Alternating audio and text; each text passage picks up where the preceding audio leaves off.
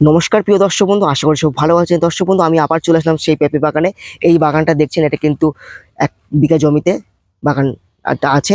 আর এই 1 বিঘা জমিতে ম্যাক্সিমাম 500 থেকে 600 গাছ আছে। তো 500 গাছ কিভাবে সংরক্ষণ করে রেখেছে চাষি ভাই, এটাতে আপনারা দেখতে পাচ্ছেন। দেখুন বাগানটা কত সুন্দর সতেজ সবুজে ঘেরা। এটা কিন্তু শুধু সম্ভব হয় যে চাষি ভাইয়ের পরিশ্রম আর চাষি ভাইয়ের ভালোবাসা ছিল বলে। দেখুন গাছের যেমন গঠন তেমন কিন্তু ফলের গঠন। যেহেতু এখন শীতকালীন ওয়েদার ঢুকছে, এই শীতকালীন ওয়েদারে কীভাবে পরিচর্যা করে রাখবে সেটা কিন্তু সবসময় মাথায় রাখতে হবে। শীতকালে কিন্তু গাছের ফলটা একটু কম হয়, আর গাছটাকে কিন্তু একটু সবসময় পরিচর্যা করে রাখতে হয়। যেহেতু শীতের অতিরিক্ত ঠান্ডা পড়লে গাছের পাতাগুলো একটু কুঁকড়ে যাওয়ার সম্ভাবনা থাকে, সেটার দিকে লক্ষ্য রাখতে হবে।